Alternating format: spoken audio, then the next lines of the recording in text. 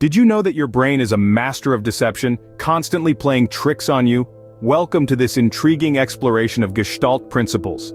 In the fascinating world of psychology, one of the most captivating concepts is the Gestalt principles. Now you might ask, what are these principles? Well, simply put, they are rules that describe how the human eye perceives visual elements. These principles underline the idea that our minds tend to perceive objects as part of a greater whole, rather than as separate components. To delve a little deeper, let's step back in time to the early 20th century. In the bustling city of Berlin, a group of psychologists began to question the then dominant structuralist view of psychology. They believed that instead of breaking down mental processes into their smallest components, we should focus on the bigger picture, on how these components come together to form a holistic perception. And thus, Gestalt psychology was born. Gestalt is a German word that translates roughly to form or shape, but its meaning in this context is more akin to whole or pattern. The founders of Gestalt psychology, including Max Wertheimer, Wolfgang Kohler, and Kurt Kafka, were interested in the organization of stimuli into whole perceptions. They believed that the human brain is wired to organize, simplify, and infer missing parts of images to create a cohesive, understandable whole. To illustrate, imagine you're looking at a painting. According to Gestalt principles, you don't just see a collection of individual brushstrokes or separate colors. Instead, your brain automatically pieces these elements together into a meaningful whole, the complete painting. So you see, your brain is a master illusionist, constantly making sense of the world around you by organizing sensory information into orderly wholes. It's a fascinating concept, isn't it? In the next few minutes you will discover how your brain creates order out of chaos. Prepare to have your mind blown. Imagine a sea of dots. Now, group them by color. See how easily you did that? That's your brain using the principle of similarity. This principle is one of the many fascinating tools our minds use to make sense of the world. It's part of a broader psychological theory known as Gestalt psychology. Gestalt, a German word, roughly translates to whole or form. This theory suggests that our minds instinctively perceive objects as part of a greater whole, and it's through this perception that we comprehend our surroundings. So, let's delve deeper into the principle of similarity. Simply put, this principle states that we, as humans, have a natural tendency to group similar items together. It's like an automatic sorting system in our brains, helping us to categorize and understand the world around us. Let's consider a few examples. You're out shopping and you spot a rack of clothing. Your eyes immediately gravitate towards the section of blue shirts. Why? Because your brain grouped all the similar colors together. Or perhaps you're browsing a website. The navigation menu is clear and intuitive because the designer used similar icons, colors, or shapes for each category. But it's not just about visual similarity.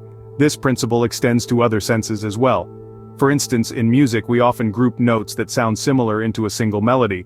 It's also why we can identify patterns in language, allowing us to understand sentences and conversations. And this principle doesn't just exist for our convenience. It has evolutionary benefits too. Imagine our ancestors in the wild, needing to quickly identify a group of similar-looking berries that are safe to eat, or a cluster of similar-sounding rustles that might signal danger. So, the principle of similarity isn't just a quirky trait of our minds, it's a vital tool that helps us navigate and understand the complex world around us.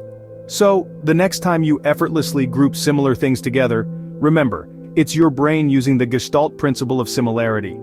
Ever wondered why you perceive a bunch of trees close together as a forest and not as individual trees? Say hello to the principle of proximity. The principle of proximity, a cornerstone of Gestalt psychology, tells us that objects close to each other are perceived as a group. It's a simple concept, but its implications run deep, influencing how we perceive everything from social interactions to design. Let's start with an everyday example. Imagine you're at a party. You walk into a room and see a cluster of people standing close together, laughing and chatting. Without thinking, you perceive them as a group. That's the principle of proximity at work. Your brain naturally groups together people or objects that are close to each other. In this case, it helps you navigate social situations, allowing you to identify who's together and who's not. But the principle of proximity isn't confined to people. It applies to all visual stimuli. Graphic designers and artists use it to create harmony and organization in their work. By grouping related elements together, they guide our eyes and help us make sense of what we're seeing. It's why websites have menus, why paragraphs exist, and why photo collages are so appealing. Now let's take it a step further. The principle of proximity isn't just about physical closeness. it's also about psychological closeness. This means that we also group together objects or ideas that are similar or related in some way. For example, if you see a bunch of red apples next to a single green one, you'll likely group all the apples together despite the color difference. So, there you have it. The principle of proximity is at work all around us, subtly shaping how we perceive the world. It helps us make sense of our surroundings, guiding us through social situations, and even influencing how we interact with art and design. So proximity isn't just about physical distance, it shapes how we perceive the world around us. Why do you see a string of lights as a single line even when they're not connected? It's all thanks to the principle of continuity. You see, our minds have a unique way of organizing information, and this principle is a perfect example of that. The principle of continuity, a key component of Gestalt psychology, is all about our tendency to perceive things as continuous forms, rather than disjointed parts. We love to fill in the gaps, connect the dots, and see a continuous flow in the world around us. This principle is in play every time we see a dotted line as one continuous line or perceive a string of lights as a single line.